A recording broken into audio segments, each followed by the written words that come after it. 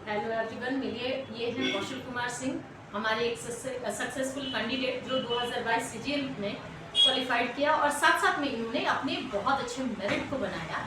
कौशल, आप क्या कहना चाहेंगे? कौन से पोस्ट से आपको वेलकम किया जा रहा है? Please confirm it. मैं अकाउंटेंट इन कैग मिला है, ऑल ओवर इंडिया रैंक 4373। आप अपने एसएससी 2022 के रिजल्ट के हिसाब से। अच्छा, आपने किस तरीके से अपने बैकग्राउंड के ऊपर काम किया और किस तरीके से आप इतने सक्सेसफुल कैंडिडेट में से रहे हैं और बहुत ज़्यादा आपके ग्रेजुएशन कंप्लीशन के भी ड्यूरेशन नहीं बढ़ी? Yes ma'am. तो किस तरीके से आप इस चीज़ को शेयर करना चाहेंगे? आप अपने बैकग्राउंड के बारे में बताएं। मेरा बैकग्राउंड बेसिकली आर्ट्स का रहा है, ग्रेजुएशन मेरी आर्ट्स से हुई है और फिलहाल अब अभी पीजी कर रहे हैं और इसमें भी मेरा आर्ट्स ही है, पॉलिटिकल साइंस ऑनर्स। तो मैम आर्ट्स का बैकग्राउंड रहना एसएससी के लिए थोड़ा मुश्किल तो होता है हमेशा से। अच्छा अच्छा। लेकिन जैसे बेस मेरा मैथ्स का पहले से थोड़ा ठीक ठाक था, वो पता नहीं कैसे था बट था। और रीजनिंग में कमांड ऐसा है कि कॉम्पिटिटिव लाइन में पहले भी थे तो उससे भी रहा है। ठीक है, इंग्लिश की बात रही तो इंग्लिश में मैम टोटली बेस तो आप ही से बना हुआ है। हाँ, थैंक यू। इनहैंस करने के लिए मैम मॉक्स लगाए हैं और जैसे नीतू सिंह बुक है वो पढ़े, प्लेटो पैरामाउंट, और प्रीवियस ईयर पे पूरा कमांड बनाए थे। अच्छा अच्छा। Yes ma'am. तो इस अचीवमेंट के बाद में नेक्स्ट आपका क्या टारगेट होने वाला है, या आप अपने स्थिर मोड को ही हासिल कर लेंगे कि नहीं, जितना मैंने प्राप्त किया उससे मैं खुश हूँ, मुझे आगे नहीं जाना चाहिए, या इतने अच्छे इतने कम उम्र में हासिल करने के बाद रैंक खुद को अभी मोबिलिटी में नहीं लाना है या इमोबिलिटी में लाना है? एक्चुअली मेरा मैम अकाउंटेंट लेने का कारण भी यही है कि मैं सिविल सर्विस ज्वाइन करना है। अच्छा।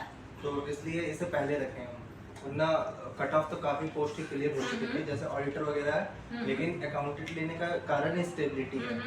इसमें वर्कलोड थोड़ा कम रहता है तो सिविल सर्विस की प्रिपरेशन अच्छे से हो सकती है। मेन कारण मेरा अकाउंटेंट लेने का यही रहा है। मतलब आप अस्थिर मोड में अभी हैं, ये माना जा सकता है। बिल्कुल मैम, क्योंकि सिविल ही मेन टारगेट था। अच्छा। तो एक स्टेबिलिटी लेने के लिए एक जॉब तो कम से कम जरूरी होता है, बस इसलिए ये पोस्ट लिया था। ओके। अच्छा, हमारे इंस्टीट्यूशन से किस तरीके से आपको इंग्लिश में कमांड करने को मिला, या यूं कहें कि एक डायरेक्शन मिला, क्या उसके बारे में आप बता सकते हैं? बिल्कुल मैम, इंग्लिश में एक्चुअली मेरा उतना हिंदी माध्यम थोड़ा टाइप का रहा है। वोकैब, ग्रामर, कॉम्प्रिहेंशन, इस तरीके से आप किस तरीके से लेना चाहिए? ग्रामर मैम आप लोगों का देन है, ठीक है। Thank you. और जैसे आप लोगों का एक चीज अच्छा क्या लगता था कि स्टेटमेंट जो ये होता है ना PQRS, Yes. तो उसके लिए आप लोग बाकायदा थ्योरी बताते हैं, ठीक है। वो बेसिकली बहुत सारे इंस्टीट्यूशन या ऑनलाइन बड़े बड़े लोग वो लोग नहीं बताते हैं। Thank you. तो वो एक क्रोनोलॉजिकल ऑर्डर से अगर मिल जाए ना किसी को तो वो बेहतर रहता है। PQRS पे रहा है मैम, फिर जैसे क्लोज टेस्ट हो गया और RC हो गया, तो उसके लिए भी बाकायदा आप लोग एक अलग से सम अप करके सीट प्रोवाइड कर देते हैं।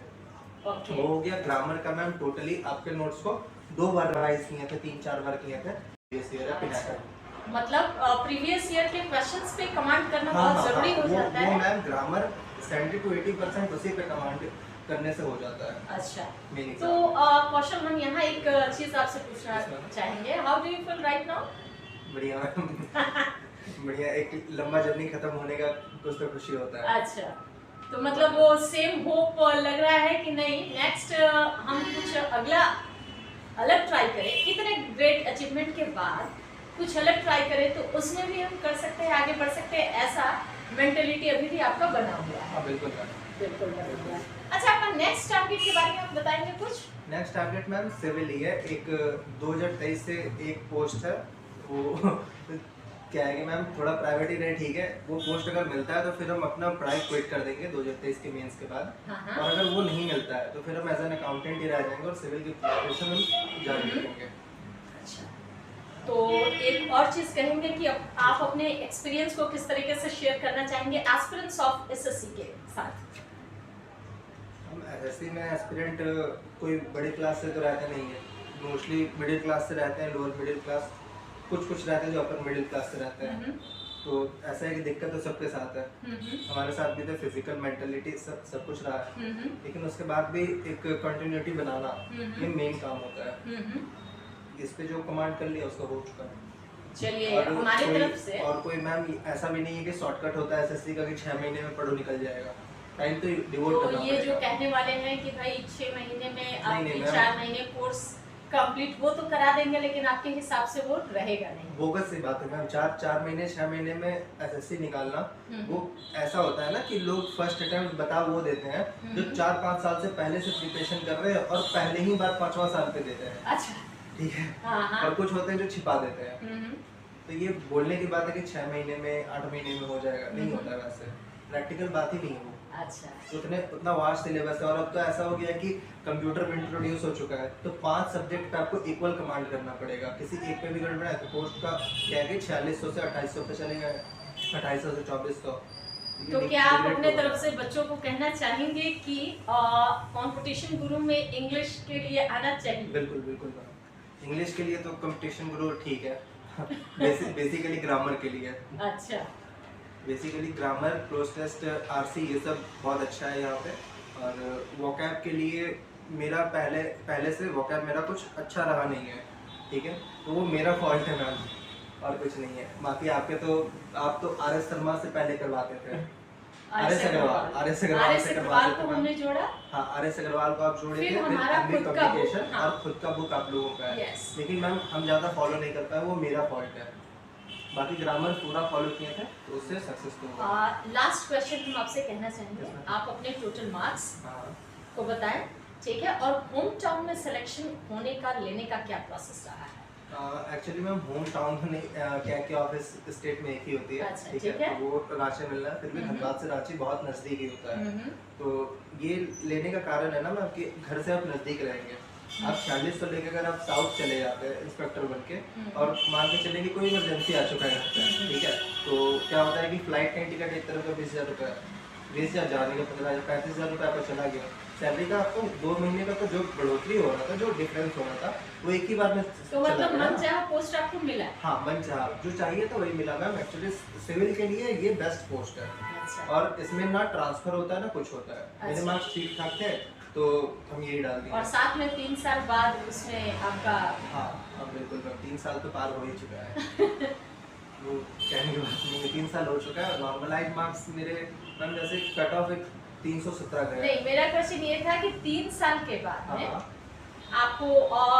आपको कुछ फैसिलिटीज मिलेंगी ऑफिस के थ्रू, जिसके कारण आपको प्रमोशन मिलेगा। बिल्कुल मैम, मेरा ये क्वेश्चन था। हाँ, अकाउंटेंट लेने का फ़ायदा ये होता है ना कि आप अकाउंट से 3 साल के बाद SAS देके कैग में आप ऑडिट ऑफिसर पे भी लग सकते हैं और अकाउंट्स ऑफिसर पे भी लग सकते हैं। आपके पास 2 चॉइस होते हैं, ठीक है। और अगर आप ऑडिटर लेते हैं तो आप उसमें सिर्फ ऑडिट ऑफिसर बन सकते हैं, अकाउंट ऑफिसर नहीं स्विच कर सकते हैं SS देने के बाद।